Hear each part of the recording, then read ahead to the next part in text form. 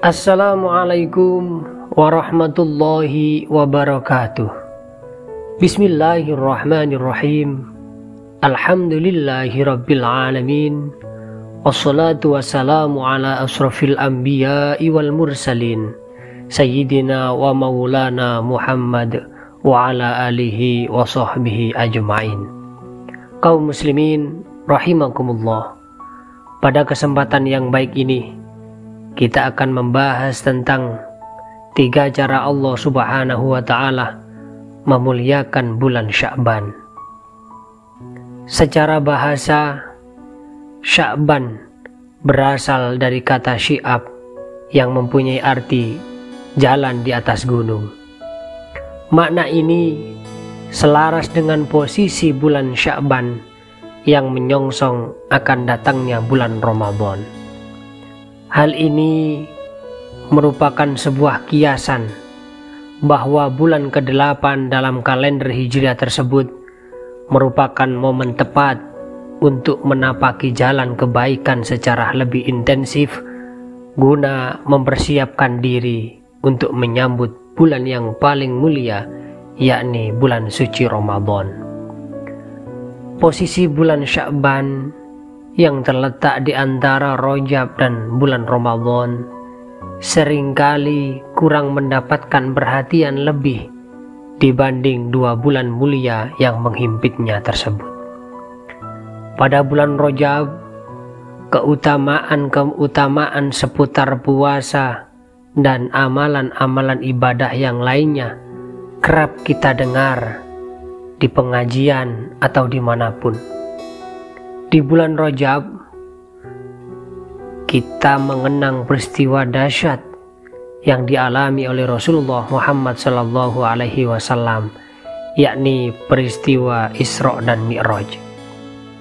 Sedangkan bulan Ramadan lebih hebat lagi. Orang-orang seakan-akan menjadi manusia baru, berburu fadilah, berburu pahala yang berlipat di bulan suci tersebut.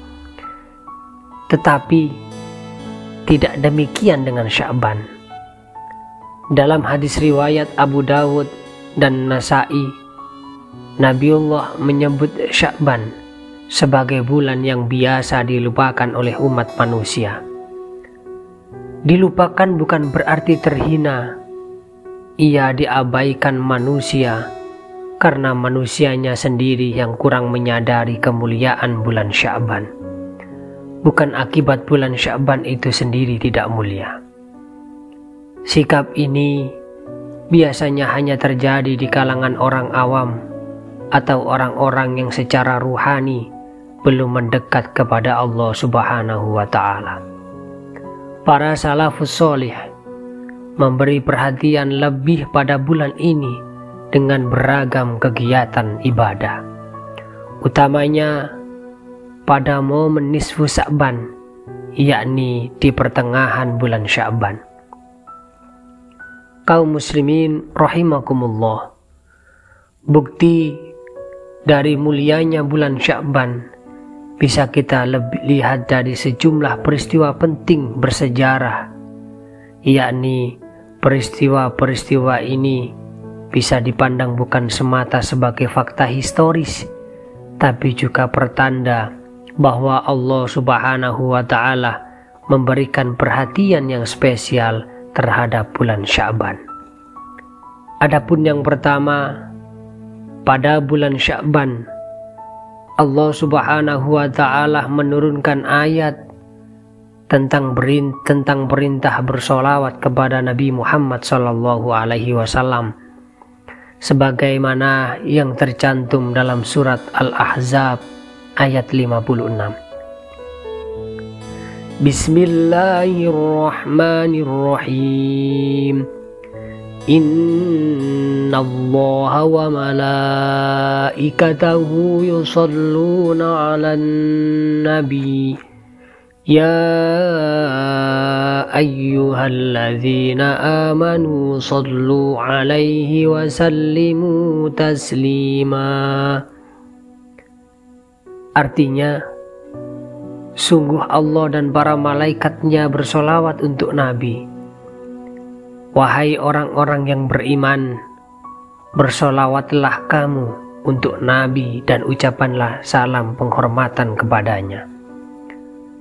Kaum muslimin rahimakumullah, mayoritas ulama, khususnya dari kalangan mufassir, sepakat bahwa ayat ini turun di bulan Sya'ban. Secara bahasa, solawat berakar dari kata solat yang berarti doa. Dalam ayat tersebut ada 3 solawat. Adapun solawat yang pertama adalah solawat yang disampaikan Allah Subhanahu wa Ta'ala. Solawat yang kedua, solawat yang disampaikan oleh malaikat Allah. Dan solawat yang ketiga adalah perintah bersolawat yang disampaikan umat Rasulullah Muhammad SAW.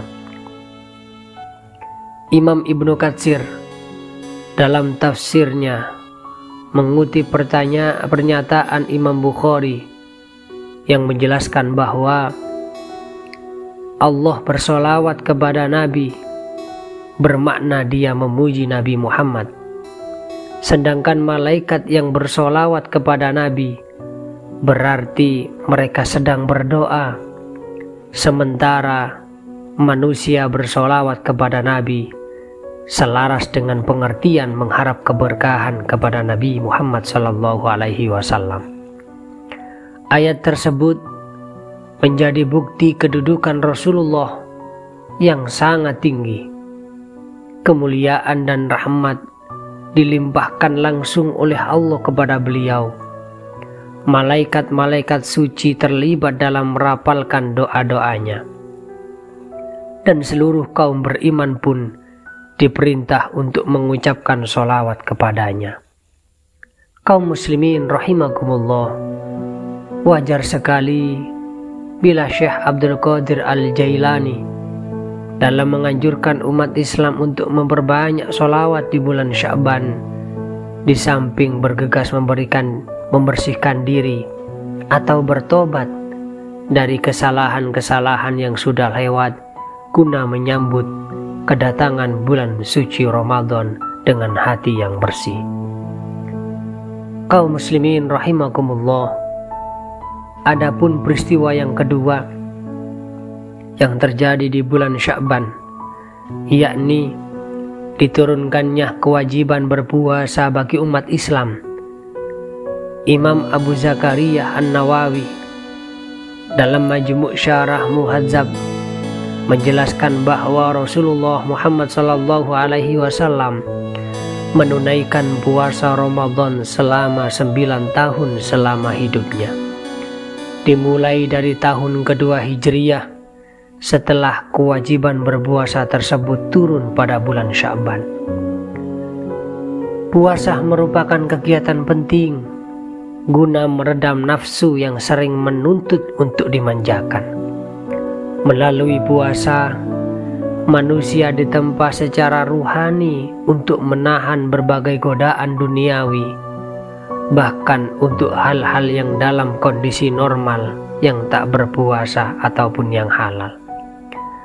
Menahan diri dari hal-hal halal seperti makan, minum, berhubungan dengan istri menjadi sinyal kuat bahwa sesungguhnya ada yang lebih penting dari kenikmatan dunia, yakni kenikmatan akhirat saat kita berjumpa dengan Allah Subhanahu wa Ta'ala. Bulan Ramadan merupakan bulan yang paling mulia di antara bulan-bulan yang lainnya. Artinya, Sya'ban merekam sejarah penting, yakni diresmikannya kemuliaan bulan Ramadan dengan difardukannya puasa bagi kaum muslimin selama sebulan penuh. Sya'ban menjadi tonggak menyambut bulan suci sebagai anugerah besar dari Allah Subhanahu wa Ta'ala yang melipat gandakan pahala segala amal kebaikan di bulan suci Ramadan.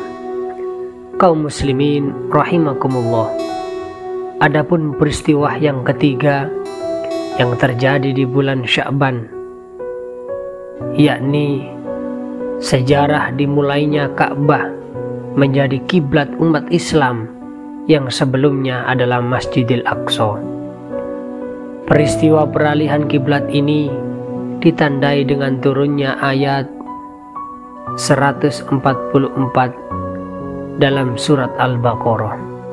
Bismillahirrahmanirrahim. Qad nara taqalluba wajhika fis sama' falanuwalliyannaka qiblatan tardaha fawalli wajhaka syatral masjidil haram. Artinya, sungguh kami melihat wajahmu kerap menengadah ke langit, maka sungguh kami akan memalingkanmu ke kiblat yang kamu sukai. Palingkanlah wajahmu ke arah Masjidil Haram. Kaum muslimin rahimakumullah, saat menafsirkan ayat ini, Imam Al-Qurtubi dalam kitab Al-Jami' li Ahkamil Quran dengan mengutip pendapat Abu Hatim Al-Basti, beliau mengatakan bahwa Allah memerintahkan Rasulullah Muhammad SAW untuk mengalihkan kiblat pada malam Selasa bulan Sya'ban yang bertepatan dengan malam nisfu Sya'ban. Kiblat menjadi simbol tauhid karena seluruh umat Islam menghadap pada satu tujuan. Beralihnya kiblat dari Masjidil Aqsa ke Masjidil Haram juga menegaskan bahwa Allah tak terikat dengan waktu dan tempat. Hal ini ditunjukkan dengan sejarah perubahan ketetapan kiblat yang tidak mutlak dalam satu arah saja. Umat Islam tidak sedang menyembah Ka'bah ataupun Masjidil Aqsa, melainkan yang disembah adalah Allah Subhanahu wa Ta'ala. Kaum muslimin rahimakumullah, semoga kita semuanya termasuk orang-orang yang tidak menyia-nyiakan bulan Sya'ban. Meski di tengah kesibukan duniawi yang sangat luar biasa, Al-Fakir, kami mengajak kepada para jamaah sekalian untuk menyisihkan waktu untuk meningkatkan kedekatan kita kepada Allah Subhanahu wa Ta'ala melalui kontemplasi zikir dan amal kebaikan-kebaikan yang lainnya, lebih-lebih di bulan yang mulia ini. Wallahul muwafiq ila aqwamit thoriq. Assalamualaikum warahmatullahi wabarakatuh.